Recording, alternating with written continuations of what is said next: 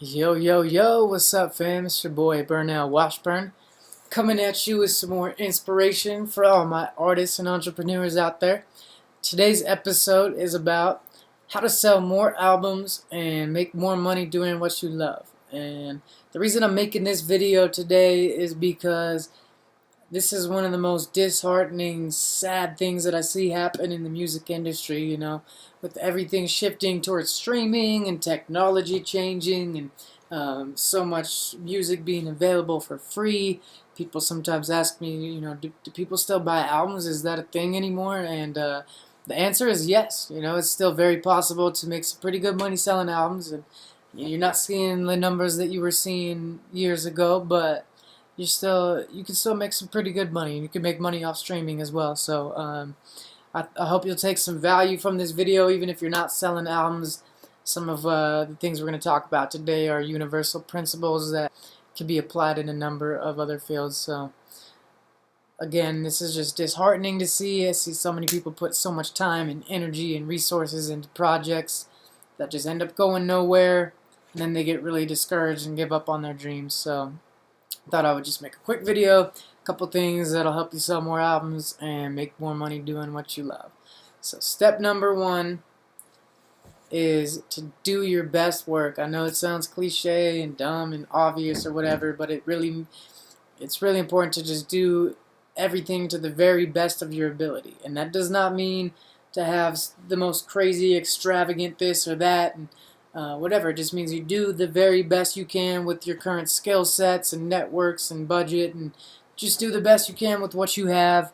And when you're starting out, people aren't really looking to hear that super polished quality. In fact, has more of an appeal to it sometimes when it's like a little bit rough or a little bit, underground, a little bit like home demo status. So like people aren't caring as much about the quality. Quality is very important, but passion always overrides quality. So if you can't afford the quality that you're hoping for, then just put extra passion into it and your fans will love it just as much either way.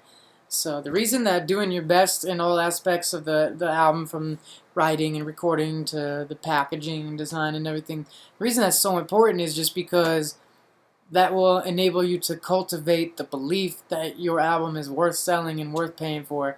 And all good salespeople know that you can't sell things that you don't believe in, unless you're being super shady. But it's really difficult, even then, to make sales and put off that energy if you don't personally feel like it's worth more than what you're charging for it. So do your best, and that'll cultivate that belief for you. Step number two is to build excitement.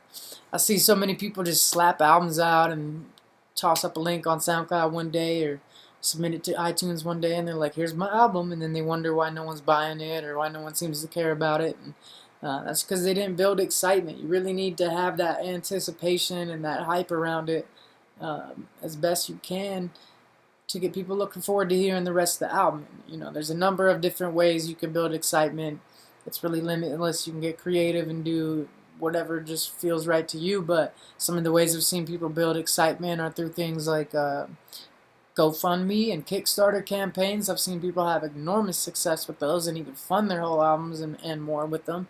I see people doing behind the scenes footage, making of in the studio. Stuff like that is really important because it helps your fans become like more engaged and feel like they're a part of the process and feel like they're more involved in it, and then they want to support it more. So doing stuff like that is crucial, building up that excitement, just getting people wanting to hear the rest of it. I really think you should just develop a campaign a few months leading up to your album release of when am I going to push out this artwork, when am I going to make this post, when am I going to release this single and this video, and time everything out as strategically as possible. What shows you're going to play, what shows you're not going to play, etc., etc. Just build that excitement, get some singles out, give people a reason to want to hear the rest of it. Pick your favorite song and do a video for it. If you can't afford the craziest video, like I said, do the best you can with what you have. Film it on an iPhone or your friend's GoPro or whatever, and just put out some content and get people looking forward to hearing the rest of the project.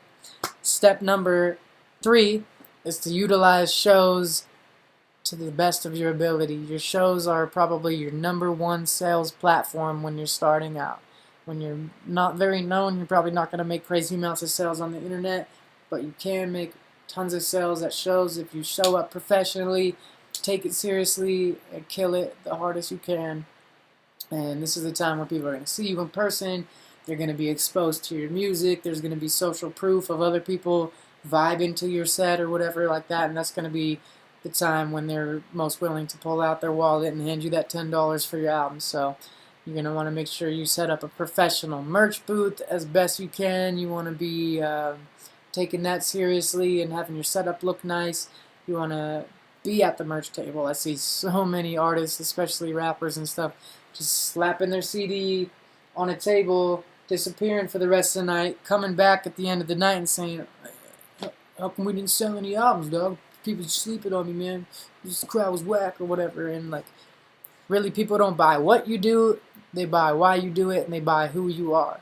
So if they have a chance to connect with you, build some type of rapport with you, whatever, they're going to be way more likely to make that purchase. So build rapport with people, hang out at your merch table, make your merch table like the social gathering spot for the night. Have all your friends come and hang out there. Stay there as much as possible so the people that want to talk to you and hang out with you have to pretty much come there to do that. And that'll give you an opportunity to ask them, have you got the album yet? Or, at least give them opportunity to look at the artwork and stuff like that. And they'll see other people coming up to buy it, and that'll make them want it more and stuff like that. So be at your merch table as much as possible. When you leave your merch table, you want to make sure you have like magnetic, bubbly, fun, outgoing, cool people that are like approachable and easy to talk to, chilling at your merch table, and not just like sitting there on their phones or some shit. Like, they need to be like saying hi to everyone that walks by and trying to draw them in. And you could have different incentives at your merch table, like free candy or raffle tickets and stuff like that. Always helps. Or setting up with other companies, so when people come to check out their merchandise, they see yours too, and you have a chance to talk to them as well. That's just huge, you know what I mean? Just being there and being present with people and networking and building that rapport and being excited to share your album. And like, this is like your big day, especially at your album release party or your first tour after an album drops and stuff like that. This is like a big deal for you, so you want to be there and like like kissing babies and shaking hands and be as friendly and outgoing as possible. And I definitely recommend getting a few like friendly, outgoing, bubbly people to help you run your merch setup too. So you also want to have a card reader on hand for people that don't have cash. You want to have iTunes and CD Baby and Amazon and Beats Music and stuff like that pulled up on your different devices, so when people use the excuse like, I don't got a CD player anymore, bro, like, because they don't, you know what I mean? CDs are going out of style. This computer I'm recording this video on right now doesn't even have a CD drive, and it kind of sucks because I always want to burn little like mixtapes for people, but it's just, this technology's moving forward and you got to adapt or you die. So that sounded like way more to adapt or die. But no, seriously, have that card reader, have that stuff pulled up on that, so when they tell you, I don't got a CD player, man, you say, oh, no worries, would you be willing to add this to your Spotify playlist right now then? Or would you be willing to buy a copy on iTunes real quick or Amazon or whatever? And a lot of times they will. So take those shows seriously and utilize them as your best opportunity to make those sales. And that brings us to step number 4, and this is ask for the sale. This is probably the most important tidbit of information that I'm giving you in this whole video. All salespeople that have had any type of sales training or been really good at sales know the importance of this, but it's a really good reminder that you need to ask for the sale. You need to have that call to action. So many people might be excited about your product, but the difference between them pulling out their wallet and handing you that money or that credit card and them just like thinking about it and saying, oh, that looks tight, yeah, I'll have to check it out sometime. The difference between that is you asking for the sale right then and there. There's whole entire books on this. I recommend reading some of them and researching this topic more, because we're just briefly mentioning it. But you really need to ask for the sale. You need to be confident, and if you put your best work forth, like I said earlier, then you probably will be confident in it.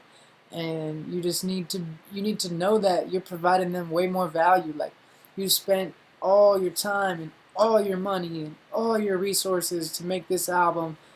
So them paying $10 is really not that big of a deal, and you shouldn't feel bad about asking for that because you put so much passion into it, and you know that they're going to get way more than $10 in value by listening to it. And if you know that, then you have the confidence to just go up to people and say, "What up? Would you buy a copy right now?" Anytime someone comes up and compliments you on your set, or says something about your music or your album or anything like that, that is an opportunity to ask for the sales. "Oh, thank you so much. That really means the world to me. I got this new album out. Would you be down to buy a copy right now? $10. Would you be down to buy 2 copies and give one to someone you love? I'm trying to raise money to live my dreams, and I'm trying to raise money to go on tour, or put out the next album, or make a music video or whatever. And I really appreciate it if you buy a copy right now." And you don't want to be pushy. I see Tech Nine's people from Strange Music doing this very well. They go out in the crowd at every single show with backpacks full of CDs, but they're not pushy with it. They're just friendly. They go, "What's up, man? Dude, I like your kicks, bro. Oh, hell yeah, man. Well, shit, dude, we got these CDs, man. He's playing tonight. He's playing tonight. This one's super dope. Features him on this song and him on that song. And yeah, man, they're $10. Really appreciate it. Would you buy a copy right now? I'd be stoked if you did." And it's crazy how many sales they make. Like, I see them because they're just going around interacting with people, and people love that. They feel like they're more a part of it, and they're more involved when they personally get asked, rather than just like it being available on the table. That doesn't feel like it's personal, but if they come up and say, "What up, man?" Start talking to you and then ask you, you're just so much more willing to buy it. So asking for the sale is huge. I recommend reading some books on that. And that brings me to our 5th principle slash step, or whatever these are, and that is basically to just become a student of selling and marketing. If you believe in your art and you're putting all your passion and every single ounce of your being into this stuff, you owe it to your art, and you owe it to yourself to become a student of sales and become a student of marketing and a student of success in general. I recommend reading books. I recommend listening to audiobooks, listening to podcasts, watching YouTube videos, etc. It blows my mind how many people are just like watching bullshit on YouTube all the time, and like uh, there's definitely value in entertainment and downtime and stuff like that, but it's it's probably like the #1 resource in the world for learning how to do what you want to do. Like, if you have a dream, chances are you could figure out how to obtain that dream and reach those goals on YouTube or podcasts or places like that. I listen to that stuff every single day.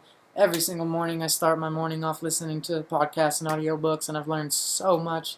So I recommend that you become a student of sales and start researching how to get good at selling and marketing, because your art deserves it. Your message deserves to be heard. Everybody has a unique message, and if you're putting your best work into it, then you owe it to yourself to become that student. And you don't need to go to school and spend thousands of dollars or pay for expensive seminars and courses and stuff like that unless you can afford it. But for me, I get my information for free from podcasts and YouTube and audiobooks. And so I want to recommend 3 audiobooks that have, or just 3 books in general that have really helped me out big time in my whole consciousness of selling and marketing, stuff like that. So the first book is called Secrets of Closing the Sale by Zig Ziglar. Zig Ziglar is a super awesome, inspirational, like self-help guru, badass salesman, badass marketer, super funny dude, and just cool to listen to. Like, I like listening to his audiobooks because he incorporates a lot of his personality and humor into it, and like it's got like an old school humor and like some old school ways of going about things, but everything he says is pretty timeless and universal and can be applied all over the place. So Secrets of Closing the Sale by Zig Ziglar is a great one to check out, and all of his work really. The next one is called The Psychology of Selling by Brian Tracy. This will open up your consciousness and your mindset to understand that people want to be sold, and people get more value out of things that they pay for rather than stuff that they get for free. I made the mistake for years of just giving out all my albums for free, thinking, man, people are going to respect my generosity and think I'm so nice and stuff, and they're going to be twice as stoked on the album. All I did really was devalue myself and make them feel like it wasn't worth buying or whatever like that. So I learned this, and it changed my life. If people get more value out of stuff when they pay for it, they listen to your message more. they just devour it in a better way, and you're doing them a benefit by charging them. So if you have that consciousness, then it'll help you be more confident in asking for the sale and things like that. So Psychology of Selling by Brian Tracy, and the third and final book that I recommend is called The Success Principles by Jack Canfield. This one's not really about selling per se, it's just about success in general. And I've probably listened to this audio book at least 30 or 40 times minimum, probably more than that. And I'll probably listen that many times again because I've gotten so much value out of it. But you can listen to that audio book for free. It's called The Success Principles by Jack Canfield. And you can listen to the audio book for free on YouTube. Or if you have Audible or something like that, you can listen to the newer version that has a little bit more content, and narrator on that one's really good too. So I recommend checking out that book, all of Jack Canfield's work, and just becoming a student of selling and marketing and success in general, and spending time working on that every single day, because these days you can't just like put out dope art and just hope that someone's gonna pop out of the woodworks and save you and do all these things that you don't know how to do. Like, I thought that was gonna happen for me. I was just gonna focus on my art. Someday someone that was a marketing genius and a music industry guru was just gonna pop into my life and like help me out with all these things, but that's not really the case, and you can't rely on that. So I think it's important to take it into your own hands and start learning all the things that you are struggling with, and the stuff you resist learning the most is the stuff you need the most. So become a student, put forth that time and energy, because your art and your message deserves it. There you have it. There's a few steps to help you sell more albums and make more money doing what you love. If you found this helpful, please subscribe to the channel, and if you know anyone that might benefit from watching this, please tag them in the comment below, send them the link, or whatever you gotta do. Tell them to check it out, because I'm just trying to make this blog and this website like a nice just place for people to come get their daily inspiration and wisdom, and get more people doing what they love, because I truly believe the world will be a happier place if we have more people doing what they love. So that being said, keep chasing your dreams. A big breakthrough might be just around the corner for y'all. Keep doing what you love. Keep spreading that love, and be nice to people. Much love and respect. We'll catch y'all next time. Peace.